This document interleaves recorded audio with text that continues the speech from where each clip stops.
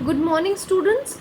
This is fourth video of your chapter number first, resources. Geography के chapter हम continue अपना करेंगे। अब अभी तक हमने पढ़ा था किसके बारे में, जो फर्स्ट और सेकंड था, अवेलेबिलिटी के ऊपर। ठीक है, अब हम पढ़ते हैं एक और इसके आगे पढ़ते हैं। ठीक है, some resources have the ability to renew themselves in a given period of time. अब क्या है, कुछ रिसोर्सेज के पास ये एबिलिटी होती है क्या कि वो कुछ टाइम में अपने आप को रिन्यू कर लेते हैं, यानी दोबारा से आ जाते हैं। जैसे plants and animals have the ability to regenerate themselves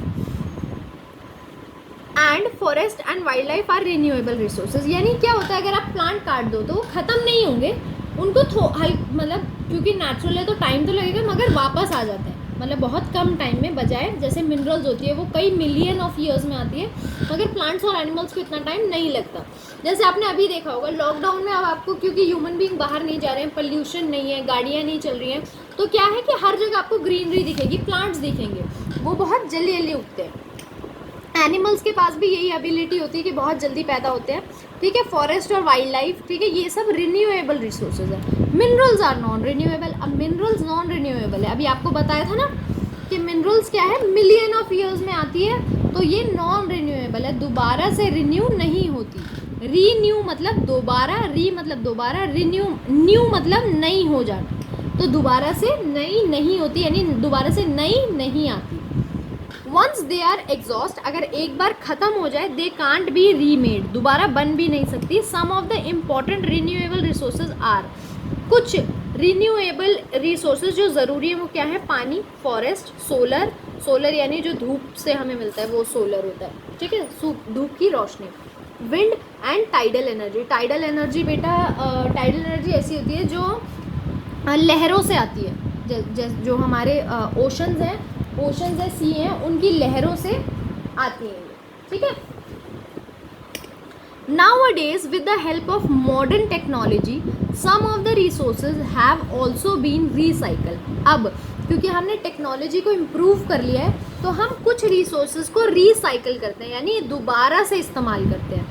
अब जैसे मैं आपको बताती हूँ कि छोटा सा ये हम घर में भी कर सकते हैं, इसके लिए टेक्नोलॉजी की ज़रूरत नहीं है। जैसे आप कोक वगैरह पीते हैं, कोका कोला या फैंटा या कुछ भी पीते हैं, तो क्या उस बॉटल को फेंक देना चाहिए? नहीं, वो इन्वायरमेंट को ख़राब करेगा। हम क्या कर सकते हैं, उसको कट करके उसमें प्लांट उगा सकते हैं, राइट। उसमें एक हुक सा बना के, जैसे अगर आपके ये बॉटल है तो ऐसे ये नीचे का सर्कल छोड़ के और यहाँ पीछे की चीज़ छोड़ के यहाँ पे टांगने की जगह, और इसमें मिट्टी डाल के और अच्छे से एक छोटे छोटे प्लांट्स उगा दो, तो ये रिसाइकल हो जाएगा, यानी दोबारा से इस्तेमाल हो जाएगा।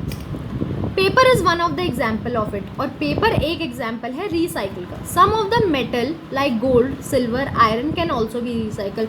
मैंने आपको इससे पहले वाली वीडियो में गोल्ड का एग्जाम्पल भी दिया था कि अगर आपकी अंगूठी टूट जाती है, आपकी चेन टूट जाती है, तो क्या होता है, आप सुनार के पास जाते हो, उसको बोलते हो भाई इसको पिघला के आप कुछ और बना दो, जैसे रिंग बना दो या ब्रेसलेट बना दो हाथ का।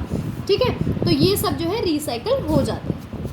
Based on renewability, natural resources are also divided into two more categories. अब रिसाइकल होने के बेसिस पे हम क्या करते हैं, नेचुरल रिसोर्सेज को दो और कैटेगरीज में बांटते हैं, बायोटिक एंड अबायोटिक। अब क्या होते हैं biotic abiotic? Resources which are obtained from biosphere are known as biotic resources. वो रिसोर्सेज जो हमें बायोस्फीयर यानी एटमॉस्फेयर से मिलते हैं, उसको बायोटिक रिसोर्सेज बोलते हैं। Some of the example of these categories are crops, birds, fishes, animals, forest and their product, and the marine life मतलब जो समुद्र की लाइफ होती है, जैसे फिशेज वगैरह। These resources are both renewable and non renewable. अब ये रिन्यूएबल भी होती है कुछ और नॉन रिन्यूएबल भी होती है कुछ। Resources those are obtain from non living things are called abiotic. अब वो चीज़ें जो हमें नॉन लिविंग थिंग्स के द्वारा प्राप्त होती हैं वो होती हैं अबायोटिक। क्या होती हैं ये? जैसे वाटर, लैंड, मिनरल्स। बायोटिक में जो जीवित हैं, अबायोटिक में जो जीवित नहीं है, दोनों ही नेचर से मिलती है। ठीक है, the resources available may also be grouped according to the stage of their development. अब ऐसे रिसोर्सेज जो क्या कहते हैं, available may also be grouped. ठीक है, अब ऐसे रिसोर्सेज जो हमारे पास अवेलेबल है, यानी हम उनको इस्तेमाल कर सकते हैं, हमारे तक पहुंच सकते हैं, उनको ग्रुप किया गया है किसमें, स्टेजेस ऑफ देयर डेवलपमेंट, उनके डेवलपमेंट के स्टेजेस में। कैसे किया है? For example Africa has vast potential resources of water out of which only a small percentage is developed of the potential resources depend on the stages of economical development। क्या है कि Africa में vast मतलब बहुत बड़ी resources है, मतलब बहुत सारे रिसोर्सेज है वहाँ पे, मगर उसका कुछ ही स्मॉल परसेंटेज ही डेवलप हुआ है। किस बेसिस पे? उनके इकोनॉमिकल डेवलपमेंट की बेसिस पे। मतलब उनके पास क्या होता है बेटा, जब भी आप किसी चीज़ को डेवलप करते हो तो उसके लिए पैसा चाहिए होता है ऑफकोर्स, क्योंकि मशीनरीज लगती हैं, काफ़ी सारी चीज़ें लगती हैं। तो अफ्रीका के इकोनॉमिकल डेवलपमेंट, यानी क्योंकि उनका इकोनॉमिक इतना ज़्यादा डेवलप नहीं है, वो देश इतना ज़्यादा अमीर नहीं है, तो उनके रिसोर्सेज भी ज़्यादा डेवलप नहीं है। As this indicate the demand of various resources, और फिर भी वहाँ पर रिसोर्सेज की तो हर जगह ज़रूरत है। In the developed countries of the world, और डेवलप्ड कंट्रीज जो हैं दुनिया की, a greater percentage of potential resources has been develop. तो वहाँ पर क्योंकि वो डेवलप कंट्री है, वहाँ पर पैसा अच्छा उनके पास, ठीक है, तो उनके पास रिसोर्सेज भी ज़्यादा डेवलप हैं कंपैरेटिवली। मतलब जैसे अगर यहाँ पर कम है तो वहाँ पर ज़्यादा है।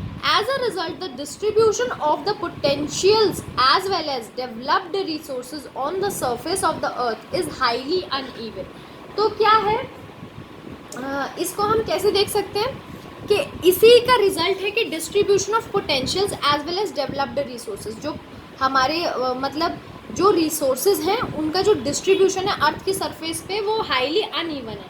मतलब अनइवन मतलब कि इक्वल नहीं है, ऐसा नहीं है हर देश में या हर लैंड पर जो रिसोर्सेज है वो बराबर बटे हुए हैं। कहीं पर कुछ ज़्यादा है तो कहीं पर कुछ ज़्यादा है, जो कि आपको देखने को मिलता है, ठीक है। On the basis of their distribution, अब डिस्ट्रीब्यूशन के बेसिस पे resources can also be classified into यूबिक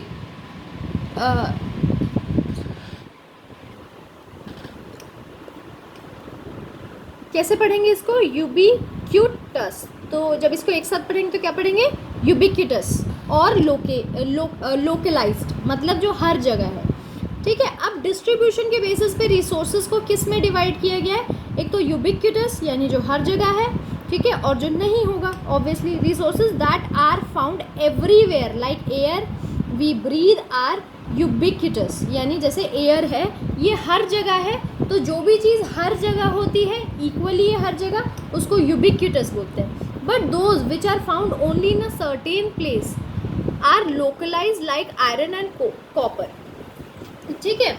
अब एक है यूबिक्यूटस और एक है लोकलाइज्ड। लोकलाइज्ड मतलब कि एक सर्टेन एरिया में है, एक गिने चुने एरिया में है, हर जगह नहीं है। जैसे कॉपर आयरन कहीं होता है कहीं पर नहीं होता है। Many of the resources are natural, these are free gift of nature. जो हमारे पास नेचुरल है वो नेचर का हमारे पास फ्री गिफ्ट है, हम उसके लिए पैसे नहीं देते हैं। कभी आपने क्या कहते हैं नेचर को पैसे दिए पानी के लिए, जब आप बाहर से ख़रीदते हो वो अलग बात है। जैसे आपके जो नलों में पानी आता है उसका भी पैसा हम लोग नहीं देते हैं, राइट। जो फ्रेश वाटर आता है जिसके लिए हम जो गवर्नमेंट हमें प्रोवाइड अलग से करा रही है उसका वो पैसा लेते हैं, नेचर को वो कोई पैसा नहीं देते, वो क्योंकि अपनी मशीनरी लगाते हैं तो मशीनरी का पैसा लेते हैं। Many of the resources are natural. अब कुछ रिसोर्सेज जो है वो नेचुरल हैं, हाँ ये अभी हम पढ़ चुके हैं। These are free gifts of nature and can be use directly, और डायरेक्टली हम यूज़ कर सकते हैं। एयर का पैसा हम कभी नहीं देते हैं, सनलाइट का पैसा हम कभी नहीं देते हैं। In some cases tools and technology may be needed to use any natural resources in the best possible way. मगर किसी नेचुरल रिसोर्सेज को, जैसे पानी तो हर जगह है, मगर क्या हम समुद्र का पानी पी सकते हैं? नहीं पी सकते। तो बेस्ट पॉसिबल वे यानी उसको अच्छे तरीके से चीज़ों को प्रयोग करने के लिए उनका एक ये होता है कि हाँ ठीक है इसको और ज़्यादा इसको इम्प्रूव करना पड़ेगा, तो उसके लिए हमें कभी कभी टेक्नोलॉजी की या टूल्स की ज़रूरत होती है। जैसे समुद्र का पानी अगर आपको यूज़ करना है तो उसके लिए टेक्नोलॉजी लगेगी जिसमें से उसको उसके सॉल्ट को यानी नमक को अलग करना पड़ेगा, ठीक है। अब resources and development next topic, ठीक है। रिसोर्सेज एंड डेवलपमेंट ये हम बेटा पढ़ेंगे नेक्स्ट क्लास में, ठीक है बेटे। अभी तक के लिए हम इतना ही पढ़ेंगे और ये वाला टॉपिक नेक्स्ट क्लास में।